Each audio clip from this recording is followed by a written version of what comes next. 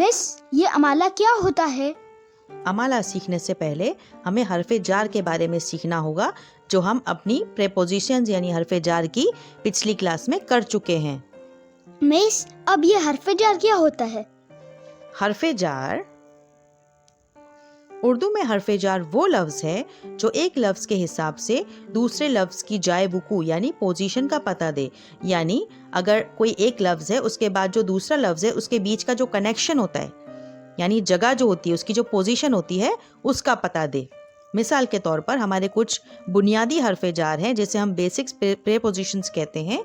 वो ये हैं में, पर, के, की, को, से, ने और का।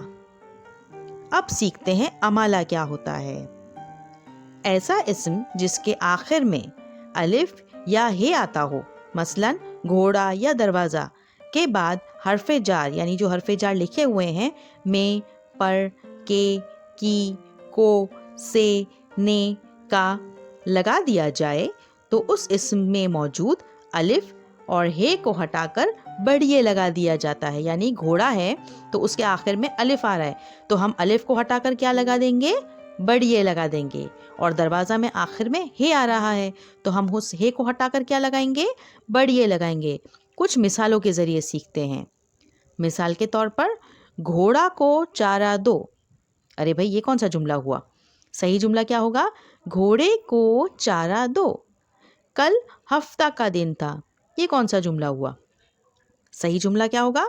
कल हफ्ते का दिन था। क्योंकि हफ्ता के आखिर में हे आ रहा है इसलिए हमने उस हे को हटाकर बढ़िए लगा दिया।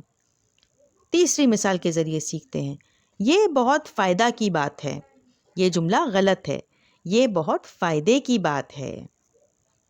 याद रहे कि कुछ इस्मों के साथ ऐसा नहीं होता, जैसे दादा, चचा, ताया, फूफा, बाबा या अब्बा जैसे अल्फाज। अब हम ये तो नहीं कहेंगे कि दादे को पानी दो, क्योंकि दादा के आखिर में भी तो अलिफ आ रहा है, तो हम अलिफ नहीं हटाएंगे इसमें। कुछ इस्मों के साथ ऐसा नहीं होता।